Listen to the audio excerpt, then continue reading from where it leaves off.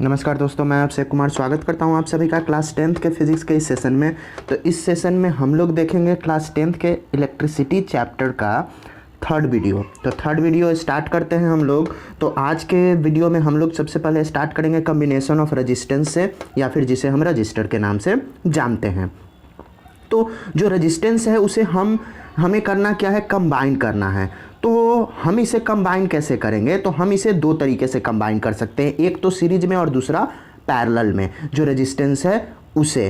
तो अब इसमें पोटेंशियल डिफरेंस, उसके बाद करंट होगा सर्किट का, और ये सभी जो है डिपेंड करेगा सर्किट में जो रेजिस्टेंस है उस पे। इस कारण से इलेक्ट्रिकल सर्किट जो होता है रेडियो का, टेलीविज़न का, या फिर जो दूसरे और भी चीज़ हैं उसमें हम कंबाइन करके लगाते हैं रेजिस्टेंस को। दो या दो से अधिक रेजिस्टेंस उसमें लगे हुए रहते हैं, ताकि जितना हमें करंट चाहिए उतना ही करंट मिल पाए। तो ये करता क्या है कि करंट को कंट्रोल करता है। और रेजिस्टेंस को हम कनेक्ट करते हैं अगर लेंथ वाइज, तो लेंथ वाइज को ही हम सीरीज कहते हैं। और यदि हम उसे पैरेलल करें तो पैरेलल, एक दूसरे के पैरेलल रहेगा तो वो पैरेलल कनेक्शन हो गया। और यदि हमें इंक्रीज करना है टोटल रेजिस्टेंस को, तब हमें करना क्या पड़ेगा कि हर एक जो रेजिस्टेंस हमारा होगा उसे सीरीज में कनेक्ट करना होगा। यानी अगर रेजिस्टेंस को हमें इंक्रीज करना है तो उसे सीरीज में कनेक्ट करना होगा। और यदि हम चाहते हैं कि रेजिस्टेंस जो है, मतलब जो इंडिविजुअल रेजिस्टेंस है वो कम हो, तो इसके लिए हमें हर एक इंडिविजुअल रेजिस्टेंस को कनेक्टेड करना होगा पैरेलल में। यानी अगर इससे क्या कंक्लूजन निकलता है कि अगर हमें रेजिस्टेंस ज़्यादा चाहिए, ओवरऑल रेजिस्टेंस, तो हम उसे सीरीज में कनेक्ट करेंगे। और यदि ओवरऑल रेजिस्टेंस हमें कम चाहिए तो हम उसे पावर में पैरेलल में कनेक्ट करेंगे।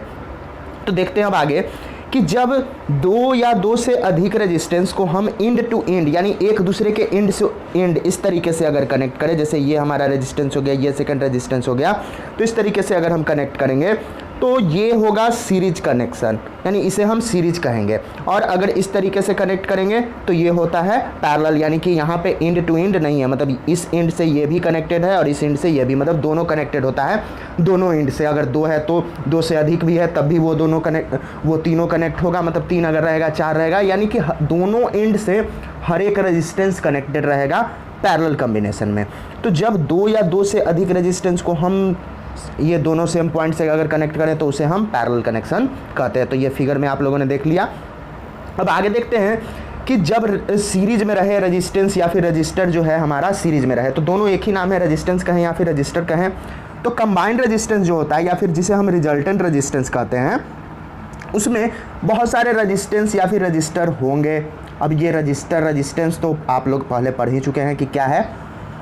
तो इसको जब कैलकुलेट करना है, मतलब ओवरऑल जो रेजिस्टेंस आया वो कितना आया, उसको कैलकुलेट करने के लिए हमारे पास एक लॉ होता है, law of combination of resistance in series, और इसी तरीके से पैरेलल का भी। तो इस लॉ के हिसाब से जो कंबाइंड रेजिस्टेंस आएगा, मतलब कितने भी रेजिस्टेंस हों अगर कनेक्ट कर दिए हम सीरीज में, तो कंबाइंड रेजिस्टेंस क्या आएगा कि हर एक रजिस्टर का जो वैल्यू है, मतलब आर का जो वैल्यू है, उन सब को हम ऐड कर देंगे, सिंपली ऐड कर देना है सीरीज में। तो जो रिजल्टेंट आएगा, मतलब जो ओवरऑल जो सम आएगा वही हो जाएगा सीरीज का रिजल्टेंट। यानी कि टोटल रेजिस्टेंस कितना आएगा, तो सीरीज में कब कनेक्ट करते हैं, जब हमें बढ़ाना है। तो यहाँ देख सकते हैं कि दो हमारा रेजिस्टेंस है, एक 2 ओम का, एक 4 ओम का। अब इसे हम कनेक्ट करेंगे सीरीज में, तो क्या सिंपली 2 + 4 कर दिए, 6 ओम आ गया ओवरऑल रेजिस्टेंस। तो ये सिंपल है। अब इसमें दो पॉइंट हमें ध्यान में रखना है कि क्या होता है जब हम सीरीज में कनेक्ट करते हैं तब। तो जब बहुत सारे रेजिस्टेंस को हम कनेक्ट करेंगे सीरीज में, तो उसका क्या होगा कि वो बैटरी के टर्मिनल से कनेक्टेड होंगे, और हर एक रेजिस्टेंस जो होगा उसका अलग अलग पोटेंशियल डिफरेंस होगा। मतलब होता क्या है कि जब भी सीरीज में हम कनेक्ट करेंगे तो पोटेंशियल डिफरेंस जो होगा वो अलग अलग आएगा उसके एंड पे, यानी कि ये डिपेंड करेगा उस रेजिस्टेंस के वैल्यू पे। लेकिन टोटल पोटेंशियल डिफरेंस जो होगा दोनों एंड का, मतलब रेजिस्टेंस के एंड का, वो इक्वल होगा जो बैटरी का वोल्टेज है उसके इक्वल। तो इस कारण से जब नंबर ऑफ रेजिस्टेंस को हम कनेक्ट कर रहे हैं सीरीज में, तो होगा क्या कि sum of potential difference across all the resistance is equal to voltage of the battery applied, यानी कि हर एक रेजिस्टेंस से जितना मतलब हर एक रेजिस्टेंस होगा उसका दोनों एंड होगा, दोनों एंड पे जो पोटेंशियल डिफरेंस होगा उन सबको जब अगर हम सम कर दें तो वो इक्वल होगा बैटरी के टोटल वोल्टेज के बराबर। और जब हम रेजिस्टेंस को सीरीज में कनेक्ट करते हैं तब सेम करंट फ्लो करता है हर एक रेजिस्टेंस से, यानी कि करंट चेंज नहीं होता है, इक्वल करंट फ्लो हो रहा है पूरे सर्किट से। किसमें? तो सीरीज में। तो देख सकते हैं यहाँ कि यहाँ भी आई करंट जा रहा है, यहाँ भी आई करंट जा रहा है, लेकिन यहाँ R1 है और R2 है, मतलब रेजिस्टेंस तो अलग अलग है। अब ये जो बैटरी से जो वोल्टेज जा रहा है मतलब पोटेंशियल डिफरेंस वो अलग अलग हो जाएगा। क्यों? क्योंकि रेजिस्टेंस का वैल्यू अलग अलग है हर एक रजिस्टर का, तो इस कारण से V जो है वो चेंज होगा। तो अगर हमें V कैलकुलेट करना है यहाँ पे वोल्टेज, तो टोटल वोल्टेज जो होता है वो हर एक रेजिस्टेंस के क्रॉस जो वोल्टेज है उसका सम, सिंपली सम हम कर देंगे तो वो हमारा फाइंड आउट हो जाएगा। तो हम लोग जानते क्या है कि ये फार्मूला होता है V by R, I is equals to R हो गया, तो V is equals to I R. तो इससे अगर हमें V1 निकालना है तो V1 हो जाएगा I इंटू R1 और V2 हो जाएगा I इंटू R2। और इसी इक्वेशन से मतलब इक्वेशन थर्ड और फोर्थ और 2 जो हमारा आया, इससे हम क्या लिख सकते हैं इस तरीके से, यानी कि I into R is equals to I R1, क्योंकि I तो चेंज नहीं होगा, प्लस आई R2, करंट सेम है। तो इस तरीके से सीरीज में हम करेंगे। अब I देख रहे हैं कि सब जगह सेम है, तो I सेम है तो ये कैंसिल हो गया, तो R is equals to R1 plus R2 हो गया। तो इस तरीके से हम लोग कैलकुलेट कर सकते हैं रेजिस्टेंस को। और अगर 3 आ गया, यहाँ तो 2 था तो 3 आ गया, तो इसमें भी उसी तरीके से करेंगे, मतलब वोल्टेज निकालने के लिए V1 plus V2 plus V3 कर देंगे, और यहाँ से जब रेजिस्टेंस निकलेगा तो सिंपली हम रेजिस्टेंस को सम कर देंगे। देख सकते हैं यहाँ पे सम, और अगर इससे अधिक हो तो वैसे ही सिंपली सम होते जाएगा, मतलब जितना हमारा रेजिस्टेंस रहेगा। जैसे यहाँ देख सकते हैं कि 4 रेजिस्टेंस है, चारों का जो रेजिस्टेंस का वैल्यू दिया हुआ है 1111 ओम है, तो टोटल रेजिस्टेंस कितना हो गया 4 ओम, 1 प्लस 1 प्लस 1। तो सिंपल है ये, और इससे रिलेटेड जो न्यूमेरिकल्स है वो आसानी से आप लोग बना सकते हैं। उसके बाद आगे हम लोग देखते हैं कि जब रेजिस्टेंस को हम पैरेलल में कनेक्ट करते हैं तब क्या होता है। तो रेजिस्टेंस या फिर रजिस्टर जिसका नाम है, तो इसमें जब हम कंबाइंड करेंगे रेजिस्टेंस को पैरेलल में तो होगा क्या कि इसको भी कैलकुलेट करने के लिए एक लॉ है, law of combination of resistance in parallel. और इस लॉ के अकॉर्डिंग होता क्या है कि रेसिप्रोकल कर देंगे, यानी हर एक जो रेजिस्टेंस रहेगा उसको 1 बाई, और उसको जब हम कंबाइन करेंगे नंबर ऑफ रेजिस्टेंस को, तब यहाँ से पैरेलल का जो निकलेगा वो इक्वल होगा हर एक के सम के रेसिप्रोकल का। तो कैसे? तो अगर हमारा जो ओवरऑल मतलब रेजिस्टेंस अगर निकालना है तो 1 बाई आर इसको लेंगे, और 1 by R1 plus 1 by R2 plus 1 by R3, इस तरीके से वो आगे भी जाते जाएगा। और लास्ट में जब हमें कैलकुलेट करना है तो क्या कर देंगे, दोनों को रिवर्स कर देंगे। ये देख सकते हैं 1 by R is equals to 1 by 4 आया, तो R is equals to 4 ohm. इस तरीके से आसानी से कैलकुलेट कर सकते हैं। अब अगर हम बहुत सारे रेजिस्टेंस को कनेक्ट कर रहे हैं पैरेलल में, तो उनका कंबाइंड रेजिस्टेंस जो होगा वो कम होगा, मतलब एक अकेले रेजिस्टेंस से भी कम। जैसे यहाँ देख सकते हैं, यहाँ जो दोनों रेजिस्टेंस था, एक का वैल्यू था 6 ओम और दूसरे का 12 ओम, लेकिन जो दोनों को हम लोग जब कनेक्ट किए पैरेलल में तो ओवरऑल रेजिस्टेंस 4 ओम आ रहा है। अब यहाँ से कौन सा पॉइंट हमें ध्यान में रखना है कि जब नंबर ऑफ रेजिस्टेंस को हम पैरेलल में कनेक्ट करते हैं तो पोटेंशियल डिफरेंस जो है हर एक के क्रॉस वो सेम रहेगा, यानी इक्वल वोल्टेज बैटरी अप्लाई करेगी हर एक रेजिस्टेंस के दोनों एंड के अक्रॉस। लेकिन जब हम नंबर ऑफ रेजिस्टेंस को पैरेलल में कनेक्ट कर रहे हैं तो दोनों टर्मिनल जो बैटरी का है वो ज्वाइन होगा हर एक रेजिस्टेंस से। तो इसमें होगा क्या कि जो करंट फ्लो कर रहा है हर एक रजिस्टर से उसका वैल्यू अलग अलग हो जाएगा। वो किस पे डिपेंड करेगा? तो वो डिपेंड करेगा उस रेजिस्टेंस पे। जैसे सीरीज में वोल्टेज डिपेंड करता था रेजिस्टेंस पे, उसी तरीके से इसमें करंट डिपेंड करेगा पैरेलल में। लेकिन करंट जो फ्लो होगा हर एक इंडिविजुअल से पैरेलल रेजिस्टेंस में, अगर उसको हम एक साथ लें, यानी हर एक रेजिस्टेंस को अगर हम ऐड कर दें, यानी आई इक्वल्स टू हम अगर कर दें I equals to I1 plus I2 plus I3, इस तरीके से अगर हम so on dot dot dot अगर आगे भी जाते जाएँ तो ये जो है यही हमें मतलब वो टोटल जो करंट है उसके इक्वल बताएगा, किसमें, पैरेलल कॉम्बिनेशन में।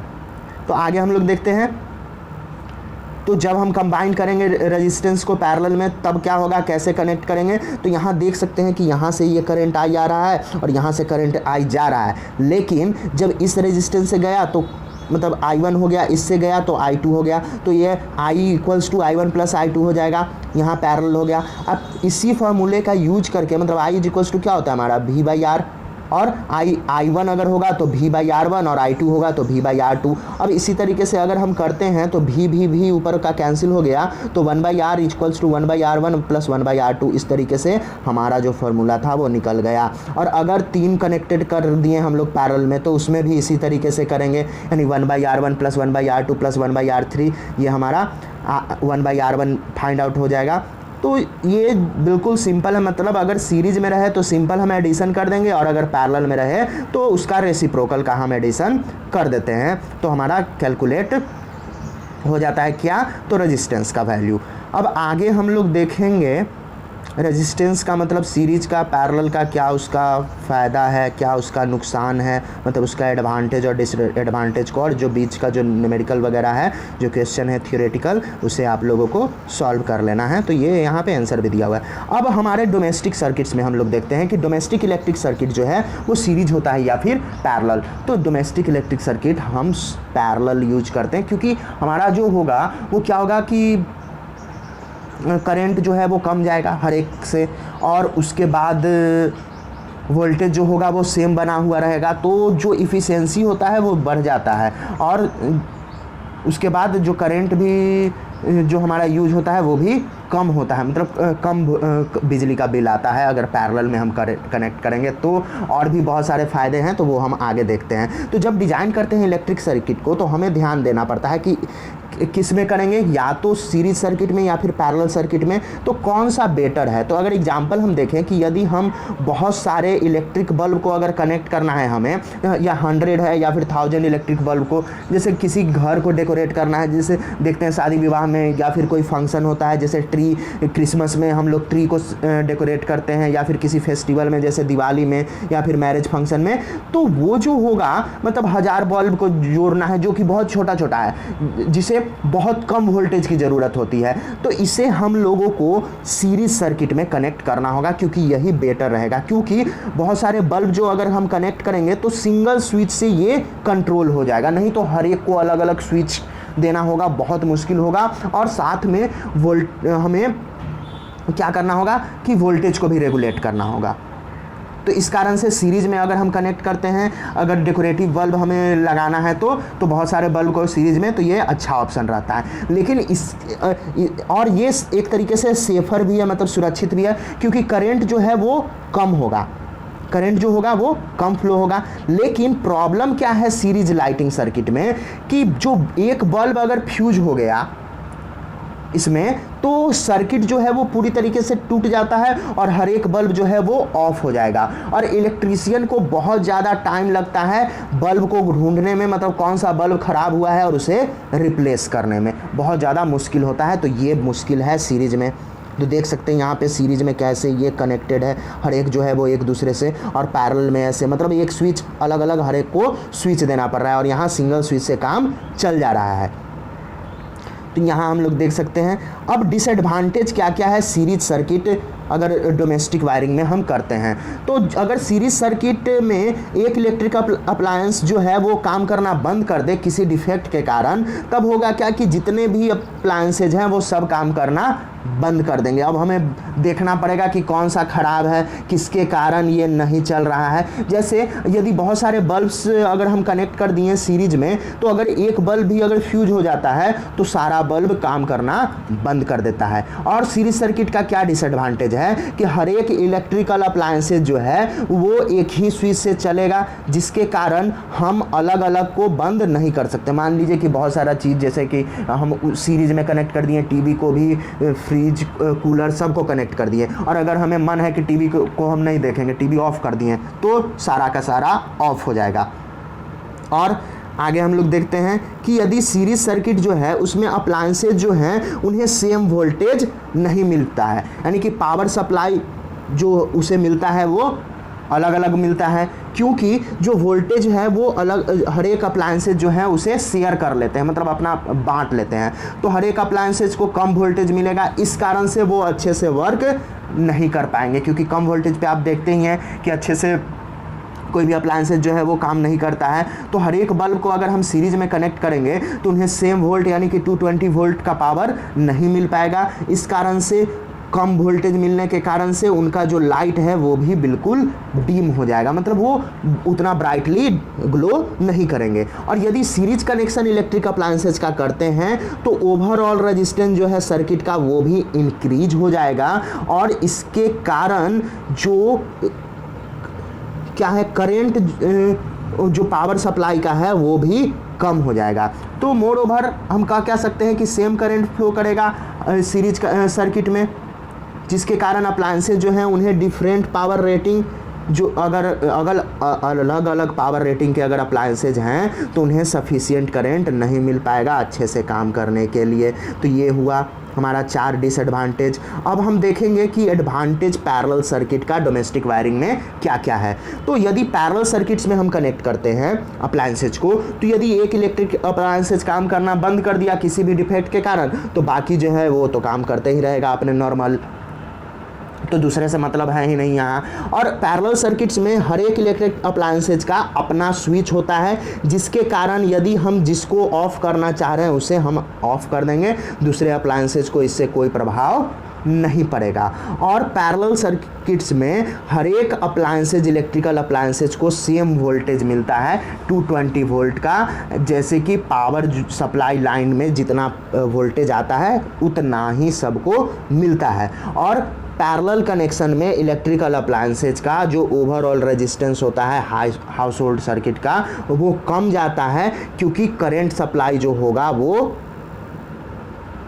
पावर से वो हाई होगा, तो इस कारण से रेजिस्टेंस जो है वो कम हो जाता है ओवरऑल रेजिस्टेंस। तो इस कारण से हम अपने घरों में जो पंखे लगाते हैं, उसके बाद electric irons, water heater, air conditioner, ये सब पैरेलल में ही कनेक्ट रहता है। तो इसके बाद कुछ क्वेश्चंस हैं, कुछ न्यूमेरिकल्स तो यहाँ नहीं दिख रहा है, सिंपल क्वेश्चन है, उसे आपको सॉल्व कर लेना है, उसे बना लेना है, आंसर भी यहाँ पे दिया गया है। अब इसके बाद नेक्स्ट वीडियो में हम लोग देखेंगे इलेक्ट्रिक पावर, उसके बाद unit of power, heating effect of current, ये सब देखेंगे। तो आज के वीडियो में बस इतना ही, फिर मिलेंगे, धन्यवाद।